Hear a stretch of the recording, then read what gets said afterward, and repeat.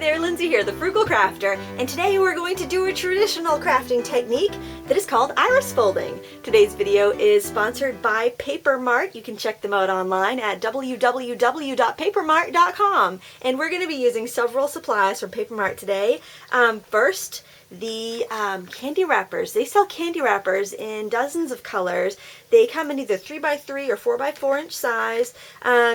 There's 125 sheets in a package, and they sell for $2.25. So they're really fun for adding a little bit of sparkle in your crafts, as well as wrapping up candies and gum or whatever else you like to make for the holidays. But I'm going to show you how to craft with them since I'm not much of a cook. The first thing you need to do is to cut a window out of a piece of cardstock. This piece of cardstock is 5 inches, actually 4 3/4 by 6 3/4 inches, because I'm going to layer it on a 5x7 card base. And if you want to do any decorating to this paper, like stamping, you want to do that first. So I have a little rule when I stamp, a loosely followed rule, since none of my rules get really followed all the time. I like to stamp my big shapes first and then kind of work smaller, and I'm just going to make a very easy kind of snowflake pattern here. There we go. This is my second take and I'm still flubbing up. Oh well, you know me by now. It's all good. I'm going to use a little light blue, and then I'm going to hit it with the dark ink, blue ink pad here and there, and put my largest stamp down a couple of times. I like to use the two colors that are closely related. They won't contaminate each other's ink pads because they're so close in color, but it just gives you a little bit more depth in your stamping, so it kind of fades from dark to light, and I think it's kind of a pretty look. Oh, this is a nice stamp. We'll do this one a couple times. The nice thing about designs like snowflakes is that they never go out of style. So, this stamp is probably 10 years old, and it looks just as nice as one that's, 2 years old, like this one, for instance. So it's always great to hang on to those classic designs because you will use them over and over again. Now, by going big to little, it's easy to fit everything that I want and keep it balanced on my design. It's like if you've got a bucket and you're trying to fill it with rocks. If you put your big rocks in first, then your medium size, then your small rocks, then your sand, you can fit more in the bucket. So that's basically what I'm doing here. I'm fitting more in my bucket. And I like to stamp off the edge. It just makes it look a little bit nicer, a little bit more natural, like if you had cut a piece of pattern paper down.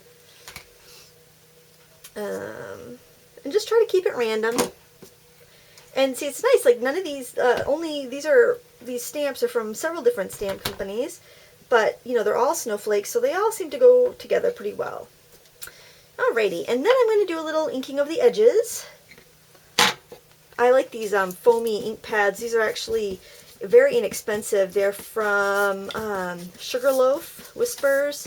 I think they still make them. I think I saw them at Easy Moore last time I was there. But you get 30 ink pads in a caddy, and I used a coupon and I got the kit for about 16 bucks. So it's great. I just re-ink them with whatever re-inkers I have. All right, and now I am going to stamp a sentiment right down here in the corner where I don't have much going on, and I'm just going to do a simple peace on earth with a much darker ink, so even though I'm overlapping some of the snowflakes, it's still going to show up. And when I stamp, and I really want to make sure I get a good impression, I'll hold it for a second and let the ink transfer to the paper. Alright, that looks pretty good. So even if I didn't do the iris folding, and this is all I did, it still would be a lovely card. But we're really going to knock it out of the park with this iris folding. Move that out of my way. I've got a nice clean mat under here. And I went online to a website called Circle of Crafters, and you can download these free iris folding templates. You might not know what to do with them. You may have seen them before and just kind of wondered, what on earth are they used for? Well, today I'm going to show you exactly what they're used for. So what you want to do is kind of move your paper with your window on it around on the template until it looks pleasing. When you find a way that you like, then just simply tape it down. I'm going to start with my gold here, which would be the ones with the red dots if you downloaded that pattern from Circle of Crafters. I'm going to add adhesive all the way around my template. And you have to do that after you do each row. You have to add a little more adhesive. So I'm just going to start with I'm going to go 8. This math is going to be very confusing. Probably just for me though. You'll probably be fine with it. 7. There, now I'm starting with every one of these around the circle having 6 slots. So that will be fine and dandy. I'm just going to use this little scrap of green to get me started over here because I don't need a full piece. Alright, then I'm just going to start going around as I normally would, which would be in a circle like so. I'm not going to say clockwise or counterclockwise because you're watching it upside down and I'm just going to confuse you. I think I'm going to confuse me. Somebody's going to be confused here if I do that. So we'll just go like this, shall we? Alright, this should work. I'm hoping it does. I should glue it there. And there. I couldn't figure out earlier why it wasn't looking right. I was getting these jagged edges and I'm like, what is going on here? I've done this before a zillion times. Why is it not working? And look at that. I have just glued green in the white spot. So let me just here. I'll move that over there. There we go. Problem solved. It wouldn't be a Lindsay video. It wouldn't be a FrugalCrafter video if it was perfect. Now, would it? Alright, so we're doing the 5 row here. I think it's easier to count from the inside of these templates. To count back out to make sure that I am in the right spot. I got glue there, I think. Do I? Yes, I do. Try to keep the glue off the front of my foil so it'll remain nice and shiny.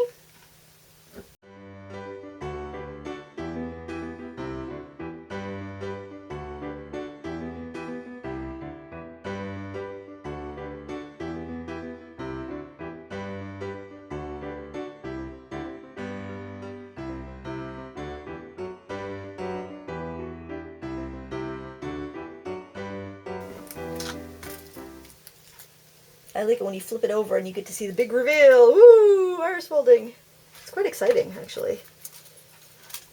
I timed it just about right there. Look at that. It's the right amount of squares, right amount of things. The reason we fold this and don't just cut it, it just gives you a little bit more depth and a little bit more reflection and sparkle. Now for the middle, I want to put a color that I haven't used yet. And I think maybe I'll use a little red since we stamped our sentiment in red. It might be kind of pretty. I'll just cut off a little piece of that and glue it in the center. You could put like a holograph paper. You could put a little photo in there. A teeny little photo would be pretty. You know, it's completely up to you. Now we untape it from our template. And you could save these templates and use them over and over again. You could laminate them. I'm pretty sloppy and messy and I haven't laminated it. It's just fine. Or just print another one off from the computer when that one's gotten too dirty. Alright, I'm going to use some glue stick to adhere this down. Alright, center it right on there in that 5x7 panel. Alright, and let's take a look at that. Isn't it pretty? I think it is. So to finish, what would be kind of pretty, I love these glitter glue pens. They're from, they're not glitter. What am I talking about? I'm losing it. These Tombow Aqua pens. The glue comes out perfect. It doesn't seem to clog unless you leave it overnight with the glue cap on. Don't ask me how I know. With the cap off, I mean. Heavens to Betsy, I can't seem to talk today.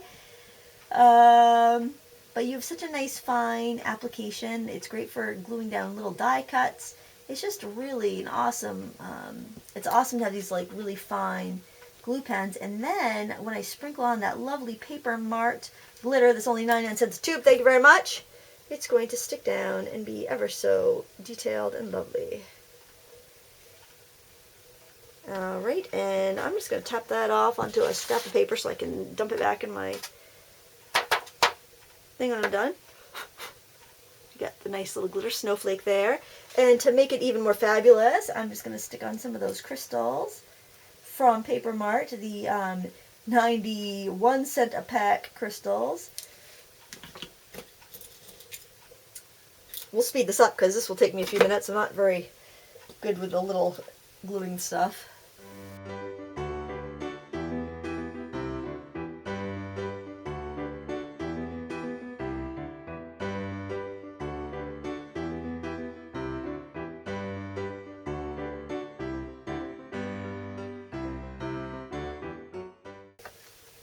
And there you have it. It's a beautifully folded card. It's simple to make. You can make it for everybody on your Christmas list.